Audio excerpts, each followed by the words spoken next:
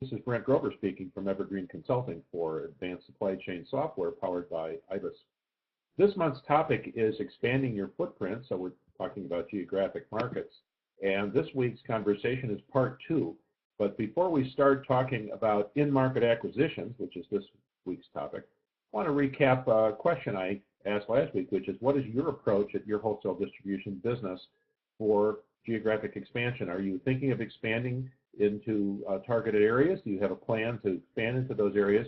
Are you interested in geographic expansion, but presently you don't have any specific plans, or possibly you don't have any intentions of expanding geographically? So each company fits into one of those 3 categories, and the strategic planning process that we use at Evergreen Consulting talks about 3 types of decisions you need to make in your wholesale distribution business strategy, having to do with what we call sandboxes, one of which is products and services. That is, what is it that you want to sell or provide to your customers? Second sandbox is the customer segments that you want to serve. In other words, which customers are you going to go after? And then third is geographic markets, which is where do you want to do business? So that's what we're talking about this month, and specifically the geographic markets in which you want to focus and grow. In other words, you want to place even more emphasis in the future on those markets than you've been placing traditionally. The other options are little or no emphasis, which we call harvesting, and sort of the middle ground is maintaining your market position, which is with the same amount of emphasis you've been placing in the past. So we're talking about focusing and growing geographic markets for those wholesale distribution companies that want to expand their geographic footprint. And the question is, of course, how is this done? And the way it's done is really 3 opportunities or 3 options. One is, which is today's topic, is making acquisitions in market. In other words, within the marketplace, the geography that you're presently serving.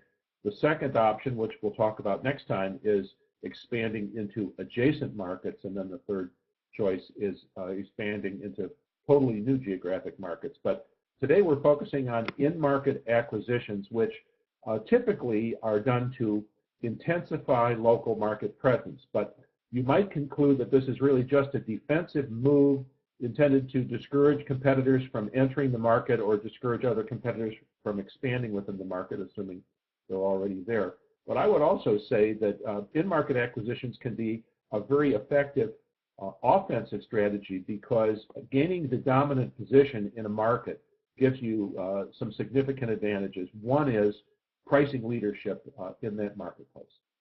That has to do with margins, obviously. But 2 more that you might consider are the advantages of exclusivity, where your market coverage is so good that many of your customers consider you as their not only number 1 source of supply, but their exclusive supplier in your segment, which of course builds order size because they buy more SKUs from you. And then another big advantage strategically is becoming the dominant player in a particular market may cause some of the suppliers to want to look at you as their exclusive supplier in that market, but then also other suppliers that would like to do business in that market are going to come to your company because you are the, as people used to say, the horse in the market. You're the way to enter a particular geographic market, because you, in a sense, by being the dominant supplier, you control a lot of the business in that market. So what are some of the challenges and opportunities of in-market acquisitions? Well, one concern is the question of stealing customers from existing locations, and that's like having a fast food restaurant chain. You have to choose your locations carefully because you want to space them appropriately so that you don't steal too much business from your existing locations, but you also have to be aware of customers moving around within the market, and it's always possible that an existing location, which may be just doing okay, is hanging on because there are no other locations for your company nearby, and perhaps that location is really not an ideal place for you anymore because the customers who were there before have moved to other locations. Another concern when opening a new branch location within the market is how long will it take to reach the break-even sales level, and you should be very clear on what the break-even sales level is for your business and the way your business is structured, the number of staff you need, the market, the cost of being in that market, of course, includes your geographic, your rental, it includes your staffing, it includes advertising and other support to promote the location.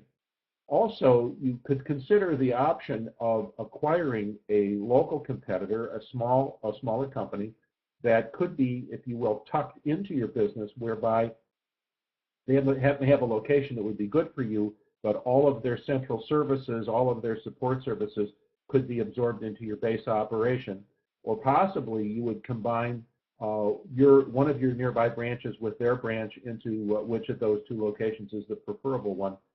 Another question is what some people call the 20-minute rule, which is how far will a customer, and now I'm thinking of contractors perhaps as a great example, how far will a contractor go to pick up supplies from a plumbing, heating, ventilating, air conditioning, electrical business, a building supplies distributor? How far will they go? They'll go a certain distance to go to their favorite supplier. Maybe that's 20 minutes, but they won't travel 45 minutes to go to that supplier, because 45 minutes naturally is a 90-minute round trip from their job. So you have to be conscious of what your customers' needs are and how far they'll travel in order for them to consider you the not only the primary, but possibly the exclusive supplier for their business. So in summary, as far as in-market acquisitions are concerned, or in-market new locations, that strategy is not as bold and possibly profitable as expanding the geographic footprint of the business, but it is both a defensive and an offensive move, and please keep in mind there are some very significant offensive advantages to an in-market intensification strategy. So it all fits in, folks. It all fits into your overall strategy for your wholesale distribution business. The geographic markets component of your strategy, the sandboxes, in other words, in which you do business, it's a very big part of your strategy. Also, it's a determination of where you deploy your people and your money. So what's your target return on sales for your business? What's your target return on investment? And what's your BHAG? Whatever you do geographically has to fit in with what your aspirations are for return on sales, return on investment, and of course your big, very audacious goal. So until next time, this is Brent Grover from Evergreen Consulting for advanced supply chain software powered by IBIS. Thanks.